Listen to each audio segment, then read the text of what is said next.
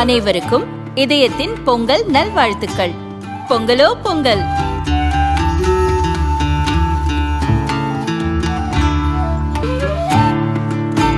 அனைவருக்கும் இதயம் மந்த்ராவின் பொங்கல் தின நல்வாழ்த்துக்கள். பொங்கலோ பொங்கல். வணக்கம். செய்திச் சுருக்கம். திருக்குறளை படிக்க வேண்டும், மக்களுக்கு மோடி வேண்டுகோள். திருவள்ளுவர் தினத்தில் தமிழில் பிரதமர் வாழ்த்து. திருவள்ளுவர் தினத்தையொட்டி பிரதமர் மோடி தமிழில் வாழ்த்து தெரிவித்துள்ளார்.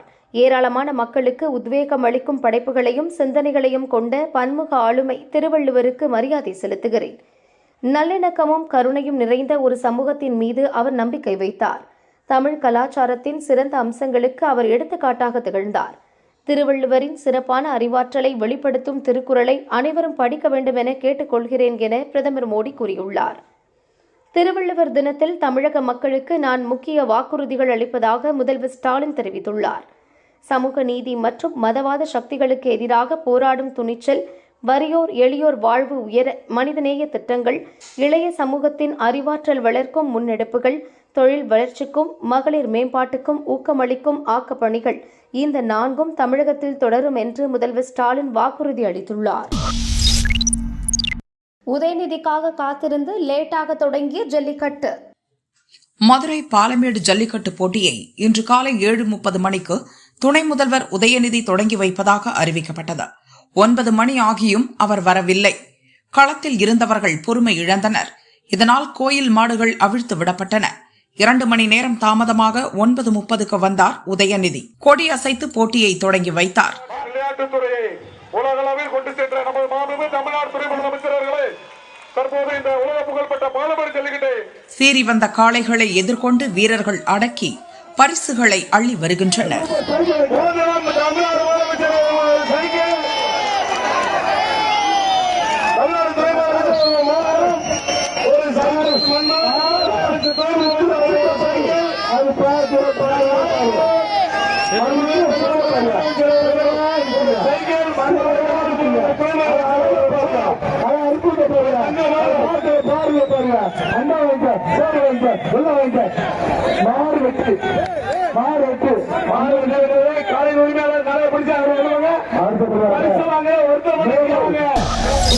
பிரச்சாரங்களை கவனிக்க தனிக்குழு அறிவித்த விஜய்.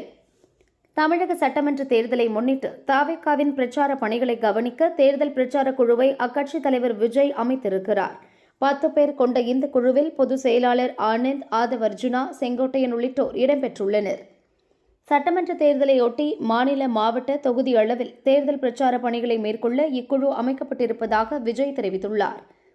தமிழகத்தின் 234 தொகுதிகளிலும் ஆலோசனைக் கூட்டங்கள், பிரச்சார கூட்டங்கள் உள்ளிட்டவற்றை நடத்துவது தொடர்பான பணிகளை இந்த குழு மேற்கொள்ளும் என்று விஜய் அறிவித்துள்ளார்.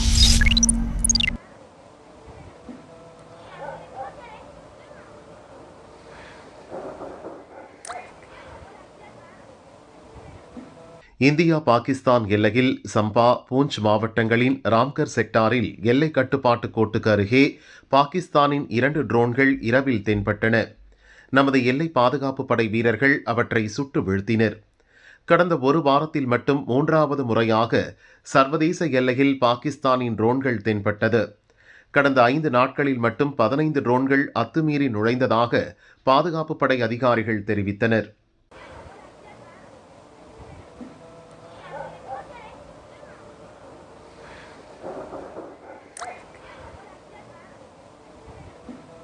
எல்லையில் கண்காணிப்பு தீவிரப்படுத்தப்பட்டுள்ளது. ட்ரோன்கள் எல்லை தாண்டி வரும் நிலையில் ராணுவ தலைமை தளபதி உபேந்திர திவேதி பாகிஸ்தானை எச்சரித்தார். எதிரியின் ஒவ்வொரு அசைவையும் உன்னிப்பாக கண்காணித்து வருவதாக கூறியுள்ளார். மகாராஷ்டிரா உள்ளாட்சியிலும் தேஜா கூட்டணி முன்னிலை. மும்பையை கைப்பற்றும் பாரதிய ஜனதா. மகாராஷ்டிராவில் 29 மாநகராட்சிகளில் உள்ள 893 வார்டுகளில் உள்ளாட்சி பிரதிநிதிகளை தேர்ந்தெடுப்பதற்கான தேர்தல் நேற்று நடந்தது. இதில் பாரதிய ஜனதா, சிவசேனா, காங்கிரஸ், தேசியவாத காங்கிரஸ், உத்தவ், ராஜ் தாக்கரே, சரத்பவார் உள்ளிட்டோரின் கட்சிகள் என பல்வேறு கட்சிகளைச் சேர்ந்த 15,000க்கும் மேற்பட்ட வேட்பாளர்கள் போட்டியிட்டனர். 3,48,00,000 வாக்காளர்கள் ஓட்டளிப்பதற்கான ஏற்பாடுகளை தேர்தல் கமிஷன் செய்தது. அந்த வகையில் நேற்று நடந்த தேர்தலில் 29 மாநகராட்சிகளிலும் சேர்ந்து சராசரியாக மொத்தம் 50% ஓட்டுகள் பதிவாகின. மும்பையில் 227 வார்டு உறுப்பினர்களை தேர்வு செய்வதற்காக நடந்த தேர்தலில் 52% ஓட்டுகள் பதிவாகின. அனைத்து மாநகராட்சிகளிலும் பதிவான ஓட்டுகள் இன்று காலை முதல் எண்ணப்பட்டு வருகின்றன. ஆரம்பம் முதலே பாரதிய ஜனதா மற்றும் அதன் கூட்டணி கட்சிகள் பெரும்பாலான இடங்களில் முன்னிலையில் உள்ளன. காலை 11:30 நிலவரப்படி பாரதிய ஜனதா 390க்கும் மேற்பட்ட வார்டுகளில் முன்னிலை வகித்தது. ஷிண்டேவின் சிவசேனா 88 இடங்களிலும் அதற்கு அடுத்தபடியாக காங்கிரஸ் 83 இடங்களிலும் முன்னிலை வகித்தன. உத்தவ் தாக்கரே மற்றும் ராஜ் தாக்கரே கைகோர்த்த தேர்தலை சந்தித்தாலும் மும்பையை தவிர பிற மாநகராட்சிகளில் அவர்களின் கட்சிக்கு பெரிய அளவில் ஓட்டுகள் கிடைக்கவில்லை. மும்பையில் பாரதிய ஜனதா 80 இடங்களிலும் சிவசேனா 40 இடங்களிலும் முன்னிலை வகிக்கின்றன. உத்தவ் ராஜ் தாக்கரே கூட்டணி 65 இடங்களில் முன்னிலை வகிக்கிறது. காங்கிரஸ், தேசியவாத காங்கிரஸ், சரத்பவாரின் NCP உள்ளிட்ட கட்சிகளுக்கு மும்பையில் பெரிய அளவில் ஓட்டுகள் கிடைக்கவில்லை. குறைந்தது தங்கம் வெள்ளி விலை.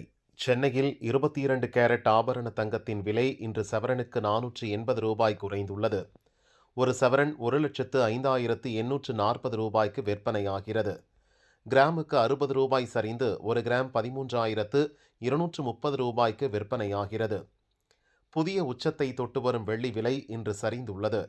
கிராமுக்கு 4 ரூபாய் குறைந்து 1 கிராம் 306 ரூபாய்க்கு விற்பனை செய்யப்படுகிறது. கிலோவுக்கு 4,000 ரூபாய் சரிந்து 1 கிலோ 3,06,000 ரூபாய்க்கு விற்பனையாகிறது.